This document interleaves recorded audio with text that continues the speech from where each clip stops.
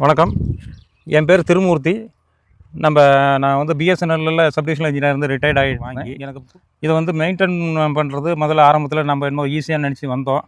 But இங்கே ஆள் பற்றாக்குறை இதெல்லாம் இருக்கிறதுனால அப்புறம் நம்ம வந்து கேள்விப்பட்டதில் அந்த யூடியூப்பு அதெல்லாம் பார்த்த வகையில் இவங்களுக்கு கொஞ்சம் பெட்டராக பசுமை பாரதம் வந்து கொஞ்சம் சிறப்பாக செய்கிறாங்கன்னு சொல்லி கேள்விப்பட்டு நம்ம அதில் இறங்கணும். ஒரு 8 மாதத்துக்கு முன்னாடி அவங்கள ஃபோன் பண்ணி கேட்டு அவங்க எல்லாம் வந்து பார்த்துட்டு இந்த மண்ணுக்கு இந்த தேக்கு இதெல்லாம் நல்லா அருமையாக வளரும் அப்படின்னு சொல்லி அந்த இதெல்லாம் சொன்னாங்க. இப்போ நான் ஒரு 8 மாதத்துக்கு முன்னாடி தான் கொஞ்சம் எல்லாம் நட்டோம். நல்ல சிறப்பான முறையில் வந்துட்டுருக்குது. எல்லா வகையிலையும் வந்து நல்லா கோஆப்ரேட் பண்ணுறாங்க. எந்த ஒரு செடி கிடி ஏதாவது இயற்கை சூழல் இதில் பாதிப்பு அடைஞ்சாலுமே அவங்க ரீப்ளேஸ்மெண்ட்டும் கொடுத்துட்றாங்க. ஃப்ரீயாகவே கொடுத்துட்றாங்க. எல்லாமே கொடுத்துட்றாங்க. மறுபடியும் நம்ம பண்ணுறதில்ல. மற்றபடி எந்த இதுவும் தென்னை மரம் இது மகாகனி எல்லாம் நட்டுருக்குறேன்.